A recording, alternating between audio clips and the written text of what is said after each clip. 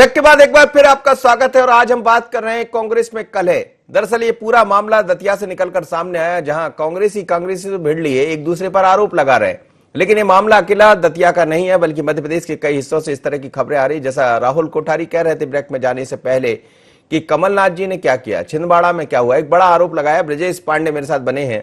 ब्रजेश जी, राहुल कोठारी जी कह रहे हैं कि चौपाई पढ़ लीजिए, श्लोक पढ़ लीजिए, इनसे काम नहीं चलेगा, काम तो उससे चलेगा कि इतने मजबूर मत करिए कांग्रेसियों को जो भारतीय जनता पार्टी में समाते जाए। मनोज जी, राहुल कोठारी जी को मैं सुन रहा था। मुझे इनकी बात सुनकर के बड़ी हंसी आ रही थी। अरे इनको ये समझना चाहिए कि दोस्ती हो या दुश्मनी, सलामी दूर से ही अच्छी लगती है।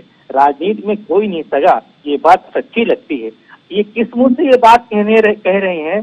पिछले दरवाजे से आए लोग, षड्यंत्र करके सरकार बनाने वाले लोग, लोकतंत्र की हत्या करके, चीर हरण करके मध्य प्रदेश में सरकार बनाने वाले लोग, जिन्हें जनता ने पूरी तरह से खारिज कर दिया। कोरोना संक्रमण में पूरी तरह से लोग फेल हो चुके हैं, जनता की निगाहों से हट चुके हैं। आज ये लोग किस मुंह से बात कर रहे हैं? ये लोग क्या 2 लाख किसानों के कर्ज माफ करेंगे जो कांग्रेस पार्टी के एजेंडे में था? बोले कि हाँ हम माफ करेंगे। क्या ये लोग प्याज की फसल की कीमत दे सकेंगे जो किसानों की छत में पड़ी हुई है?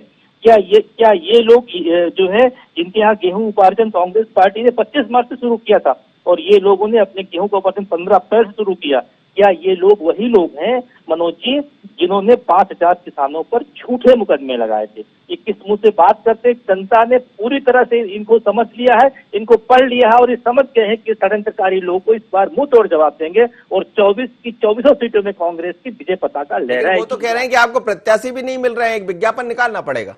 ये दिक्कत इनके पास की क्या है? अंतर कला का जो कुनवा है इनका, जो पहले भारतीय जनता पार्टी को चलाने वाला जो था आरएसएस चलाती थी। मोदी जी के प्रधानमंत्री बनने के बाद आरएसएस को इन्होंने लूप लाइन में डाल दिया, लेकिन आरएसएस को इन्होंने चिंतक विचारक के रूप में रखे रखा। लेकिन अब आरएसएस खुद महसूस कर रहा है, गुबेन महसूस कर रहा है और आरएसएस के बड़े नेता मध्य प्रदेश में आते हैं और वो कह रहे हैं कि इस समय स्थिति अच्छी नहीं है भाजपा के अंदर। सिंधिया जी के आने के बाद इस आभा मंडल को लेकर लड़ाई है कि वास्तव में मध्य प्रदेश में चेहरा कौन होगा। क्या हम उस शिवराज सिंह जी को, जिन्होंने 13 साल प्रदेश में सरकार चलाया और किसानों के साथ अत्याचार अनाचार किया, महिला उत्पीड़न के मामले में मध्य प्रदेश 1, बच्चों के दुष्कर्म के मामले में मध्य प्रदेश शिवराज के समय नंबर 1, किसानों के साथ अत्याचार सुसाइड के मामले में मध्य प्रदेश नंबर 1, पूरे विश्व के मानचित्र में शिवराज सिंह जी के समय भारतीय जनता पार्टी ने जो अलग जगाई वो बहुत कलंकित थी और यही चेहरा लेकर राहुल कोठारी जी, तस्वीरें दतिया की दिख रही है, जहां एक दूसरे पर लोग आरोप प्रत्यारोप लगा रहे हैं, अपने ही कांग्रेसी को फूलचाफी कांग्रेस कह रहे हैं। इसी तरह की तस्वीरें अलग अलग तरह से, अलग अलग जगह से भी सामने आ रही।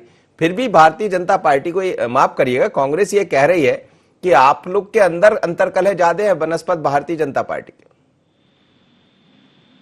देखिए, कांग्रेस पार्टी के इस तरह के आरोप निश्चित रूप से हास्यास्पद हैं। आज जो चीज धरातल पर दिखाई दे रही है, लगातार जनता पार्टी एकजुट होकर अभी 24 की घोषणा कर चुकी है और लगातार आप देख रहे हैं कि चुनाव के लिए जिस तरीके से हम लोग काम कर रहे हैं, लगातार कोरोना के माध्यम से सेवा कर रहे हैं, और कांग्रेस पार्टियों के इस तरह के बयान से, इस तरह के झूठे आरोपों से कोई भी मायने नहीं रखा था। जनता बहुत स्पष्ट रूप से जानती है कि आज 1,15,000 क्विंटल की खरीदी गेहूं की हो चुकी है और जो अपने आप में प्रदेश का एक बड़ा रिकॉर्ड बना है और इसके मुकाबले मुझे लगता है कांग्रेस कहीं दूर दूर तक भी खड़ी दिखाई नहीं दे रही है। आप देख रहे हैं पूरे मध्य प्रदेश में बहुत अच्छी तरीके से सब काम चल रहा है, लगातार किसानों में किसी तरह का हाहाकार नहीं है, बिजली के मामले में सब शांति है। तो इसलिए कांग्रेस पार्टी इन सब चीजों को पचा नहीं पा रही है। झूठे मनगढ़ंत आरोप लगाकर भारतीय जनता पार्टी में फूट डालने की लगातार कोशिश कर रही है और उसके बाद भी जब इनके आगे नेस्ता नाबूद हो जाते हैं, दीपक जोशी जी से लेकर जयभान सिंह पवैया जी द्वारा जब भोपाल में आकर साफ साफ स्टेटमेंट दे दिया जाता है कि पूरी तरीके से पार्टी के काम करेंगे, पार्टी के झंडे को उठा के चलेंगे, तो कांग्रेस पार्टी जो है रात भर सो नहीं पाती है। निश्चित रूप से इनके लिए बड़ी परेशानी की बात है। इनको पोस्टर लगवाने पड़ते हैं कमलनाथ जी के, कांग्रेस के कार्यकर्ताओं को, तब जाके कमलनाथ छिंदवाड़ा पहुंचते हैं। और अब मुझे लगता है कि इनको चुनाव के मामले में स्पष्ट रूप से हार स्वीकार कर लेना चाहिए। इनको एक निश्चय कर लेना चाहिए कि 24 सीटों पर ये चुनाव नहीं लड़ाएंगे, ताकि जनता का भी धन कम खर्च हो और कम से कम आगे भविष्य में जनता के सामने मुंह दिखाने के लिए इनके पास रास्ता रहे। ब्रजेश जी, वो तो कह रहे हैं कि आप चुनाव ही मत लड़ाइए, क्योंकि जिस तरह की अंतरकलह दिखाई दे रही है वो साफ है, और चुनाव लड़ाकर करेंगे क्या, क्यों अपना पैसा बर्बाद कर रहे हैं? ऐसा बीजेपी चाह रही है कि निर्विरोध तरीके से ही हम जीत जाए। ब्रजेश जी, ब्रजेश जी आप है मेरे साथ? चलिए प्रयास करेंगे, फिर से आपसे जोड़ने का प्रयास करेंगे। संदीप मेरे साथ जुड़े हैं। संदीप, संदीप मेरी आवाज सुन पा रहे हैं? जी बिल्कुल। संदीप, आप देख रहे हैं बीजेपी हो या कांग्रेस, दोनों देखिए जब उपचुनाव सामने होते तो आरोप प्रत्यारोप का दौर चलता है, लेकिन कांग्रेस के अंदर की जो तस्वीरें हैं, ब्रजेश जी का नंबर अभी शायद कहीं बात नहीं हो पा रही उनसे, लेकिन वो कह रहे थे कि कांग्रेस के अंदर ऐसा कुछ नहीं है, बड़ा कुनबा है और कुनबे में इस तरह जब एक जगह एक साथ बहुत सारे बर्तन रखते हैं तो वो खनकते रहते हैं, लेकिन बर्तन इतने ज्यादा खनक गए कि वो डलिया से बाहर आ गए, 22 तो निकल कर ही चले गए। बिल्कुल, देखिए अगर हम यहाँ पर बात करें, अगर दोनों पार्टियों की अभी आपने बात की, तो यहाँ पर बीजेपी एक कैडर बेस्ड पार्टी है जिसका संगठन मजबूत है। वहाँ पर संगठन सर्वोपरि होता है और वहाँ अगर संगठन ने कुछ कह दिया तो सभी को मान्य होता है। लेकिन यहाँ पर अगर उसके उलट कांग्रेस की बात करें तो कांग्रेस में हर नेता अपने आप में संगठन है, हर नेता अपने आप को कांग्रेस पार्टी का सबसे बड़ा नेता समझता है और उसका परिणाम आज यहाँ पर सत्ता परिवर्तन देखने को मिल रहा है। और यहाँ पर चाहे कितनी भी परतें डालने की कोशिश करें, पर्दे डालने की कोशिश करें, लेकिन कहीं ना कहीं कांग्रेस पार्टी में अंतर कलह है, जिसके कारण अभी तक कांग्रेस पार्टी अगर 24 सीटों की बात करें तो 24 सीटों पे उम्मीदवार तय नहीं कर पाई। वहीं पर बीजेपी के पास पहले से ऑलरेडी बैठे हुए हैं उम्मीदवार। तो अभी भी यहां पर माथापच्ची का दौर चल रहा है कांग्रेस पार्टी में। कांग्रेस पार्टी लगातार कोशिश कर रही है कि उसके 24 से सॉलिड उम्मीदवार हो जाए। मैं संदीप आपको रोक रहा हूं, एक छोटी सी प्रतिक्रिया ब्रजेश जी से जरूर ले लूं। ब्रजेश जी, बीजेपी का यह कहना था कि आप 24 सीटों पर क्यों प्रत्याशी लड़ा रहे, वहां जीतना तो है नहीं, वैसे भी आपके पास प्रत्याशी नहीं है, और कह रहे हैं कि आप तो पैसा खर्च मत करिए, हमें ही जीत जाने दीजिए निर्विरोध तरीके से। भारतीय जनता पार्टी असल में मुगालसे की राजनीति करती है।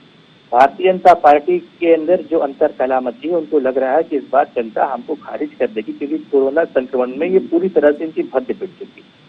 इनकी पार्टी के सर्वेयर जो इनकी पार्टी का सर्वे करने गए थे, उन लोगों ने जो है आकर के रिपोर्टिंग किया है भारतीय जनता पार्टी के पास, आरएसएस के पास।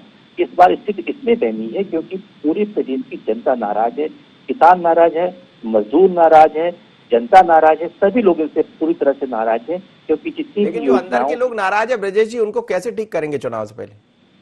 हमारे पक्ष में लोग हैं, लोगों की समझ में आ रहा है कि कमलनाथ जी के नेतृत्व में 16 महीने जो सरकार कांग्रेस की चल रही थी, अच्छे तरीके से कांग्रेस की सरकार चल रही थी, लेकिन इन्होंने ट्रांसपेरेंसी कर करके मध्य प्रदेश के अंदर लोकतंत्र की हत्या करके अपनी सरकार बनाई।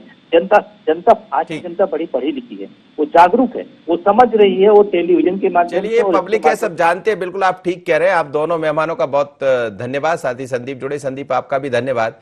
लेकिन मध्य प्रदेश में कांग्रेस में कलह देखने को मिल रही, ताजा उदाहरण दतिया का है, जहां कांग्रेस ने ही कांग्रेस पर कई तरह के आरोप लगा दिए। आरोप यहां तक लगा दिए कि 20 लाख रुपए चुनाव लड़ने के मिले थे, लेकिन वो डकार गए। राजेंद्र भारती ऐसा आरोप है, और जब इस तरह आरोप प्रत्यारोप का दौर दिखाई देगा चुनाव से ठीक पहले, दतिया भी वही है क्योंकि चंबल में ही आता है, और यदि वहां आसपास चुनाव होंगे, इस तरह की बयानबाजी देखने को मिलेगी तो फिर मुश्किल होगी कांग्रेस के लिए। लेकिन ये तो पब्लिक को तय करना है कि आगे चुनाव में वो किसका साथ जाती है, किसका साथ देती है, तो इंतजार कीजिएगा। लेकिन कांग्रेस की कलह में इतना ही, मुझे दीजिए इजाजत, बने रहिए IND 24 पर।